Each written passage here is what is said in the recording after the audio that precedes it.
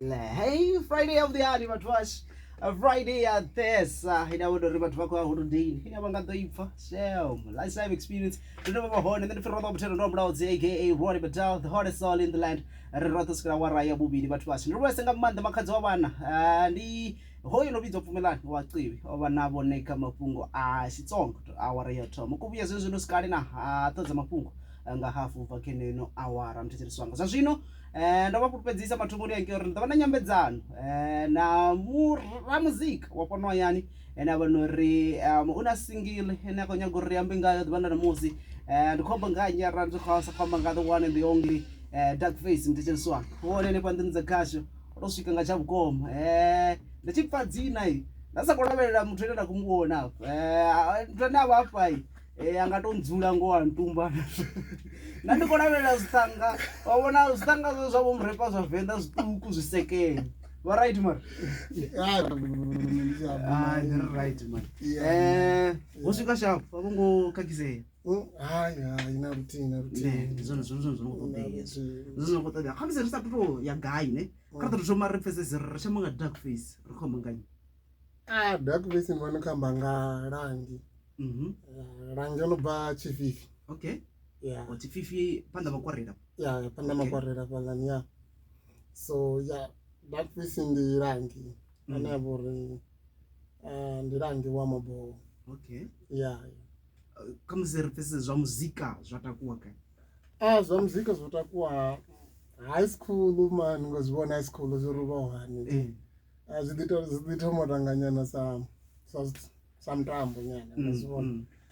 Aditoma group rakuvangana ri vanchinyana ya utabero ndi high school ndi high school ipiyo utorere bathu ba claim zwithu zviri zvaku high school inakamba nga ya Dumasma chirara secondary school so vana vava kubva chififi vasvika Dumas unonda dzura one ndi chififi bunje apa ndi new stance yanga patsini na chikodini ngapa wakona yesave pala ngeno ka left ndaita ula mulambo ndika secondary baba vatsi likupfala so zva muzika zvotomalini zvaududa ezvi vachikuri high school ndi zvithu zvamukaliri anenge wo 2004 and 3 anenge murawa ngima vasakoita rodita zva muzika raita ralicha awadava wabuyerera walicha wabuyerera walicha zvino wazvivono rimene generation dzikochinja dzichiya mamuna zvazvino apendo zvivono riye dachipinga chinoenda kuno create noita chivenda hip hop hip hop awards ndiko award mumrepo vayendo zvimopusha game ndobva ka game lisichava artist ndapusha ndazvivono ri game iko shanduka ichiya zvazvinoti mobvera mapiano ndazvivono ri game yofi arubvera mapiano ronodzi artist dzote dzikosikora ndazvivono ri okay zamburi zvino ndiri kutovhura mabhutsu naposa tumwe ndotojena kagame zvino nga nemone sakunga artist dza hip hop panovhenda ngadzisviki na 5 sorry bad ukamsamba so nyana so sorry bad kozi varipe tharu dzosalawo kedzo tharu dzosalawo ndikusukubona muthu nonga Metro. Okay, yeah. Ndabona Cool Fellow. Okay. Awuchena. Awuchena vanjini mapiano maybe Crazy Freezer. Okay. Ndimotohumbulela mumwe uri basike vatani. Awuchena ona beat ya mapiano to speak. Awuchena mara zazvindo kunozvibona uri ma artist ngizino va matured ne vavospana vathu vanje ngozibona vanji zvino vakuspana vono va free ngo spiritual ngokona mpesesa. Yeah. So kari dotusana pano ne this name dark face leyapfara muthu angalumbulo nondu venda lifa samuele dzini ndi nyimbo dzipiyo dzine vangaribudza dzonzine rangavumbula dark face ngati vathu ndine tumbotumo zado ndinotumo vana market nga track inopfidza vavenda. Okay. ya Chima Awards. Okay. Rona minute wachisuka 5 Vune Bomo CJ na Bamba. Okay. Na Mizo. Very 5. So instrumental yetu anga Android beats. So uye nemutana oripa beat uri karishuma. So watu wanje tumudivane fala anga flow yanga na voice yanga nemune ngakona pieces. So Lekubvara. So zvino vobuya vobuya nga single ne? Yeah. Zvino rorara risvika ke single ringalavelela mini zvimwe. Una EP, una album. Zvabvi kuti ndikotoshuma album. Okay. Yeah, na vatu vanokombudza uri shuma album ngori ndoita nyaya yesingle ndoita dziklipi nyana clip dza video nyana dzoitwa nga Mr Main. Okay. Super Light Records ndine muthu anena zvino ndingamurumbisa gaming. Studio chachikudini chinoti Super Light. All right. Ndine muthu omufodha kuza zviti urangomboso neremu nariti aritoposa kadzi TikTok. So ndazozora okay matsina nowadays unoona market uchafanira nawo kare. Yeah, ndizo. Natoposa chitu nyana chiklipi nyana palaka TikTok. Respond yona nidhivi ringambirabe. Namusoko wana mumwe womusoko ndikoni badera album yote. Ngane single enda dzuranga apa. Zviri cool. Ati dhivi uri vatu kuti dhivi nariposa clip pedzi ya verse ndiko repa nyana falati mara ya sponsoring. Yeah, ndiko zvipo pia. Record album yene unkampedza dzantu handiko ndasipozori heya. Unaona kuyi. Apa peturonga nabe chotoma chitanchuisa nchoro ndobyenga chitera chakare. Okay. Strategy na shimisa cha hip hop ya kuma ya mrao ya hip hop ndiva yona ndadhikozo okay era ndimwari samunga market uno chincha tinga shimisa dzi 12 bars na dzi 16 bars era ndishimisa 8 bars ndiri 4 ya imo flow ndiri 4 inonganyana ya yero yimba nya dzatangana dzari 8 bars. Okay. Habari murao wange 8 bars yeba ya chorus fiti nowadays 8 bars ikaverse ndizona. Yeah.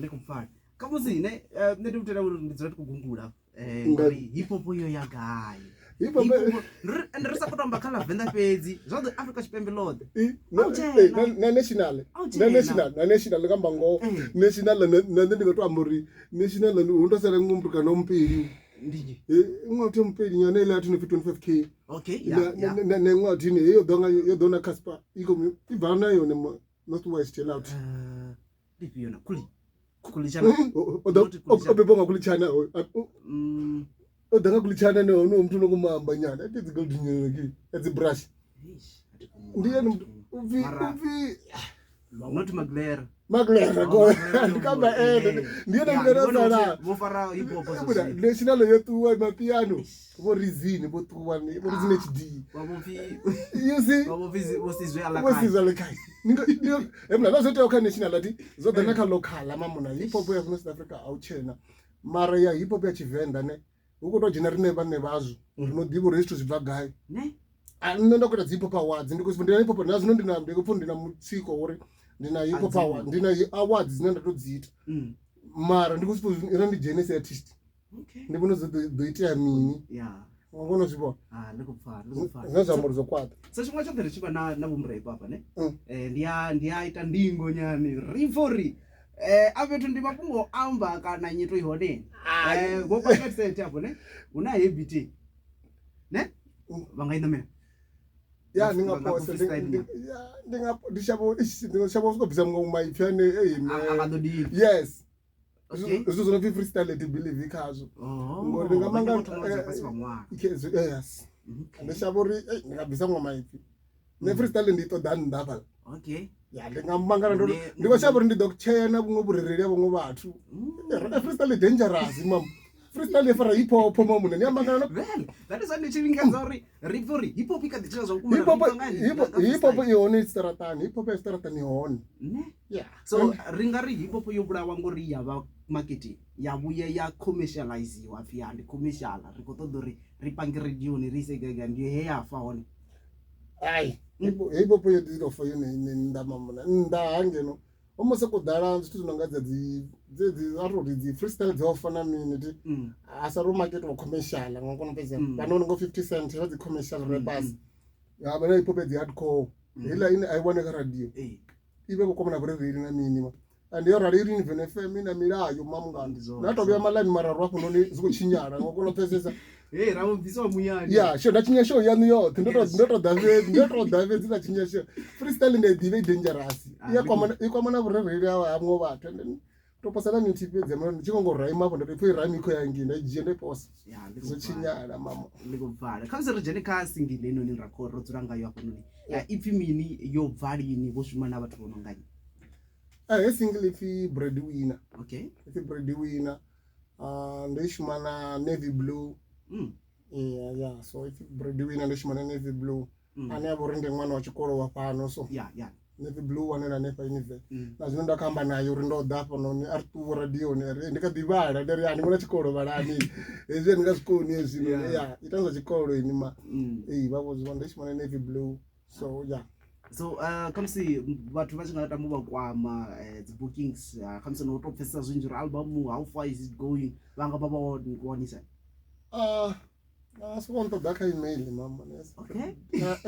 darkface.muvende@gmail.com. Ndivomrepa kuma vakari apa. So vakwanira ka email base. Email akaTikTok ndione darkface muvende ka Facebook darkface hospitality. Ato WhatsApp na mini Marsongo ba mjolo. Rambe business page 082. But taken. Much kotorwa na mjolo game. Man and the family man ndo byaka game and the family man muna ndina bana mamunga. And chikonyaga mwananga chachikuru nange wa grade 7 mamunga. Ndopa mtsiko mamunga. That's why I believe because freestyle and we share something. For respect mamona and if no respect and riba baby bangu na ine diba baby bangu. Boni chilera zimwe zvitu inine aro ni free staratani ngori na kwa mtsiko benga igeni eza music zapa mwe mutu mtsiko. Zapa ndo papa ko tsiyana bako semana kind of an FM mamunga. Nikakona sema. Okay ni 02 54 57 333 ndibonela wathi ndikholo somfonela usiku nimfonela masiyari not usiku ziba za business not za mjolo you know lopala darkface yawo kama keto bathu basho fumi mato kule mara darkface risikovala ino nyambudzano ne kama ḓo linkela luimbo lwavo lura kurutamba hapo noni vachikubudzana vathu ri vangaluwana gai zvazvino luimbo rukuvonera ka YouTube you know so link ka YouTube so vakosecha nepa darkface muvenda vakona zvibona ruko YouTube luimbo rukuonera ningi rupi breadwinner ndi breadwinner kakona pesa rukavapandi vote unongobia profeta fulani mosha if not the one go be profeta fulani edzilani dzani kwama dziri hapo dzote hano ribo singapanda vanhu va darkface richikutopa kuredza nori hano kanguwe gaming hushumiwe zo seriousisa na beef rikombera beef muti pedzi avadonyanza muti nobade ndina vana mamune beef beef rivura zviambaro akachava isosi that's straight mamuna keslo ndendelezo angati darkface kodha ajere vari vakore mini breadwinner kezo kushabovunda